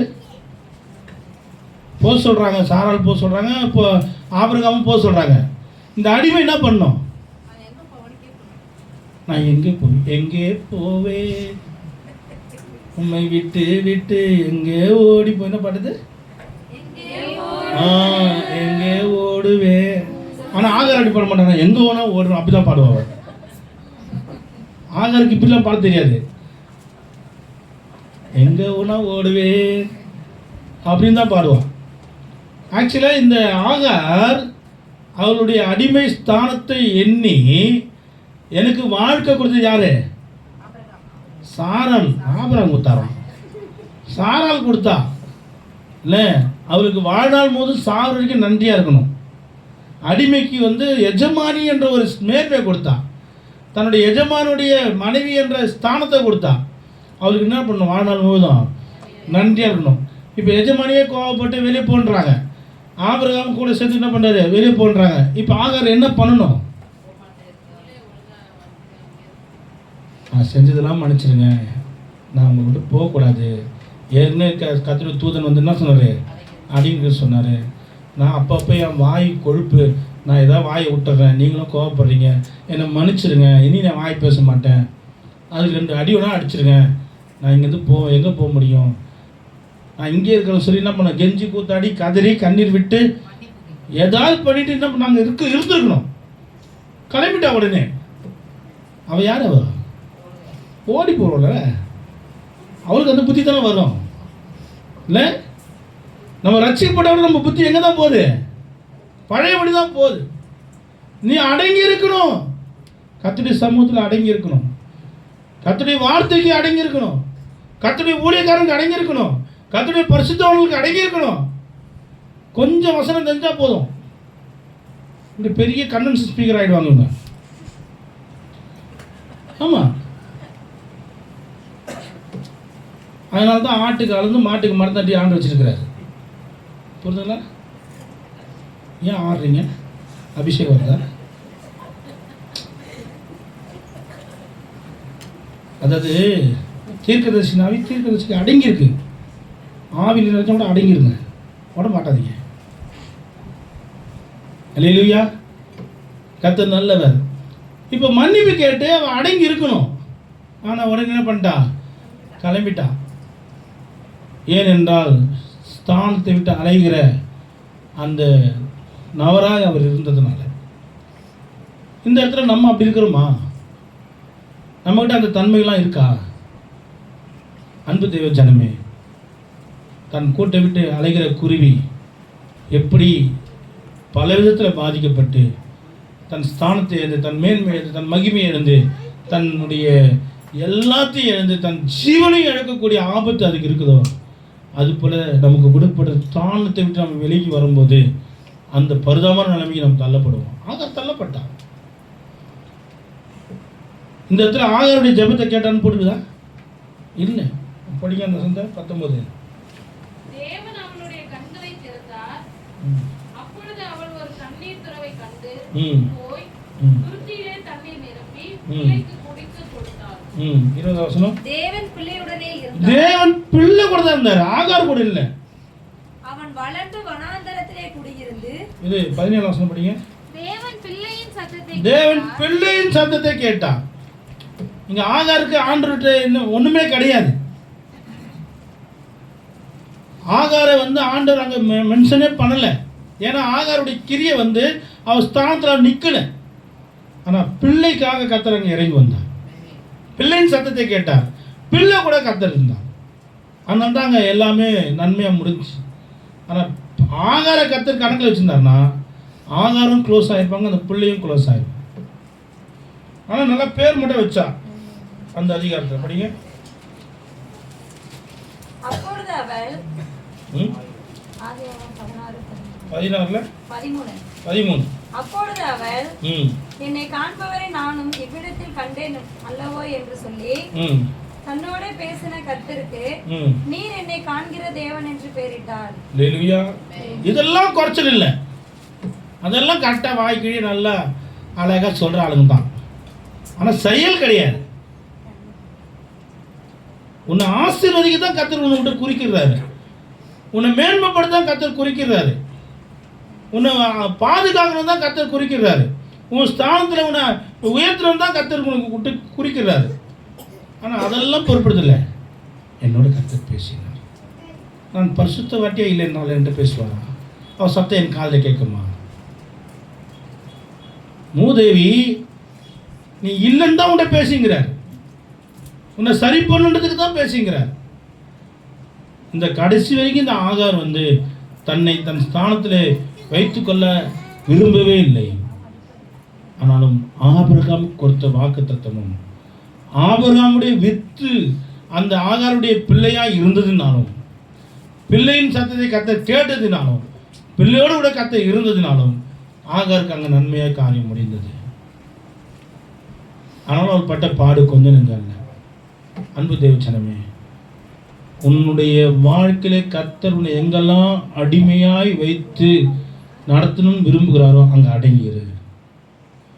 எங்கெல்லாம் அவர் உன்னை பிள்ளையாக வைத்து நடத்த விரும்புகிறாரோ அங்கெல்லாம் அவருடைய சமூகத்தினுடைய பிரசனத்தோடு கூட அவர் பிள்ளையாய் உன்னோடு கூட அவருடைய ஐக்கியத்திலே நிலைத்திருந்து வாழ்ந்து காட்டு.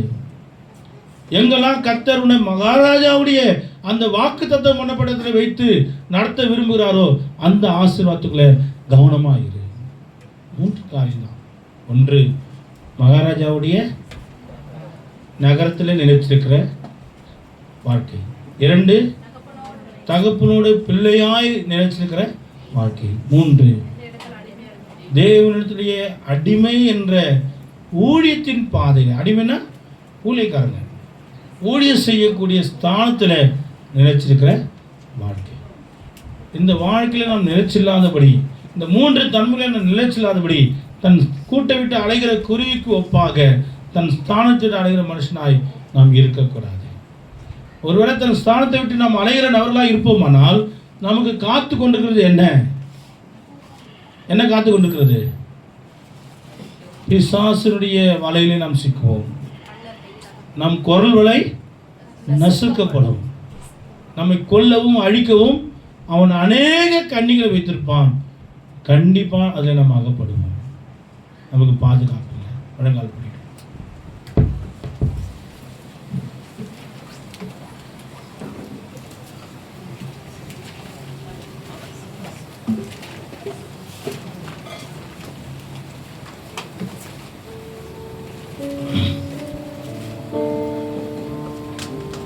நாம் யாவரும் வழங்கால் படிட்டு, ஆண்டவரே, கூட்டை விட்டு அழைக்கிற குருவிக்கு ஒப்பாக எனக்கு கொடுக்கப்பட்ட ஸ்தானத்தை விட்டு அழைக்கிற ஒரு நபராய் நான் இருக்கக்கூடாதுப்பா. அப்படி என் ஸ்தானத்தை நான் விட்டு விலகும் பொழுது, எருசலேமை விட்டு எரிகோவுக்கு நேராய் நான் போகும்போது நான் கல்லர் கையில் அகப்படக்கூடிய ஆபத்து இருக்கு. என்னுடைய பரிசுத்த வானங்களுடைய நீதியாகிய வஸ்திரம் பறிபோறதுக்கு ஆபத்து இருக்கு. என்னை காயப்படுத்துகிற ஆபத்து இருக்கு. என்னை கொல்லக்கூடிய குற்றுயிராய் விடக்கூடிய ஆபத்து இருக்கு. ஆண்டவரே ஐயா, நான் குறைபட ஆபத்து இருக்கு. ஆண்டவரே எனக்கு கொடுக்கப்பட்ட ஆஸ்திகளை அழித்து போகிற ஆபத்து இருக்கு ஆண்டவரே. நான் துன்மார்க்க ஜீவி செய்கிற ஆபத்து